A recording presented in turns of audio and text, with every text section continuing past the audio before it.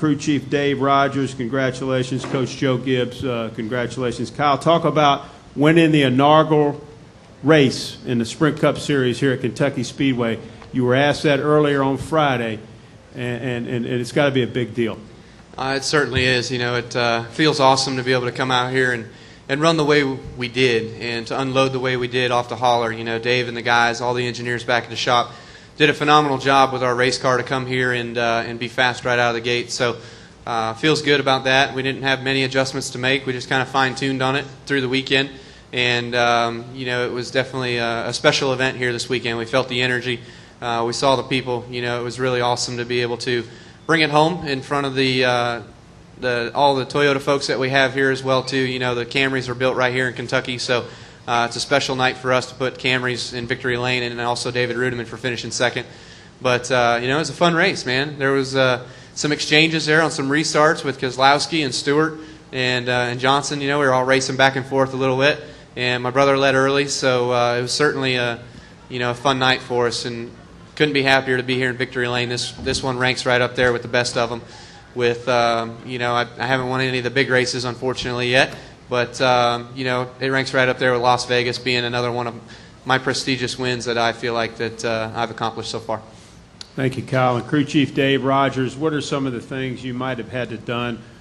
Let's go back to the test on Thursday here. How important was that test, and how were you able to take what you learned Thursday and apply it to getting to victory lane tonight? Yeah, like Kyle said, the engineers did a great job. We came off the truck really close to set up, and sometimes that's bad. We came off the truck really close and actually sat out a little bit. We wanted to give Kyle a breather, and we let Denny get in the car and drive it, see how he liked it. And then Kyle went and drove the 20 car for a while. We just started playing driver swap just so the crew chiefs could compare notes down the road. And then when we got back in the car, got Kyle back in the car, some teams had made some progress and actually started going faster than us, and we started playing catch-up. But Kyle did a good job during the test day of talking about what he was going to need to race. We didn't focus on our lap times practicing. We focused on what we needed to race. Gave me some good feedback after the truck race. We made adjustments to our primary car yesterday morning. We're off in speed a little bit, but the car was doing one thing only, which is a good thing. And I made some adjustments this morning, and during the race, we didn't do much to it. We took a little wedge out nearly every stop, but that's about it. So I think Kyle did a great job of dialing this team in while we're here Thursday and Friday. Kyle, it's your third win of the season, and also now you're the points leader by 4 over Carl Edwards. Coach Gibbs, talk about this race team. It certainly exhibited a lot of resiliency out there here this evening, and I know you being the coach that you are, that had to be awful pleasing to you. Well, I think Kyle and Dave will both tell you that it's a total team sport. And when I watch his guys there going over the wall, that group is awesome, I got to tell you. They make great calls, and certainly the whole team performed extremely well. I felt like, and Kyle, I talked to Kyle before the race, and he said, hey, there's about 7, 8 cars that are right there together. He says, I don't know who's going to win this. And that's really the way it panned out, I think. There were a number of good cars, very close racing. But here, one thing I really want to emphasize is this crowd. I was out there coming back in from hospitalities, and honestly, they were 30 abreast trying to walk up to get in the stadium. They were coming over the top of the hills. This is fun to be at a place like this. It was exciting. Everything was packed. I went out and did sign a few autographs out at a video truck we had, and the people were just great. So hats off to this area, the racing, people in this area, everybody that was here, everybody that couldn't get here. We appreciate being here, and I think it's a huge deal. I appreciate NASCAR and everybody that, Bruton and everybody that helped us get to this part of the country to race. David Caravella, NASCAR.com. Kyle, that last restart, I mean, how much did you think Jimmy had for you? And do you think David Rudiman over the radio, did he tie Jimmy up at all and give you a chance to get by or get away?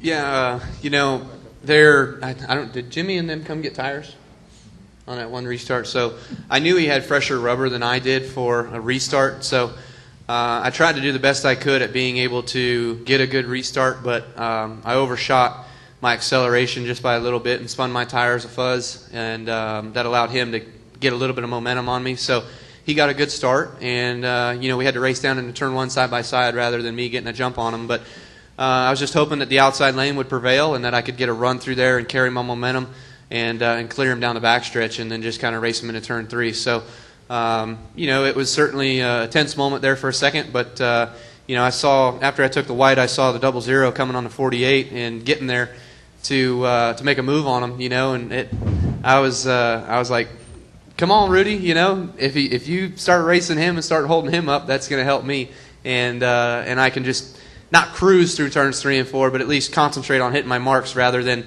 seeing if somebody would get in my mirror and try to loosen me up or something like that. But it was pretty awesome also to have a Camry come home 1-2, like I said, being the kind of the home state of where the Camry's built. Kevin Kelly from the Cincinnati Enquirer for Kyle. You've now won in 4 different series here at this track. You've led a lot of laps. Can you talk about what it is about this track that you like so much? I wish I knew. It's certainly a driver's racetrack. There's a lot of characteristic here with all the bumps and the way you have to run the line around, whether it's the bottom or whether it's the second lane. Where the bumps are, figuring out that, and whether you go through them or around them. And certainly it makes for an interesting setup, or having to really talk to your guys and be able to work around a shock package or some springs that'll really help your car to make it handle the best through the turns over the bumps.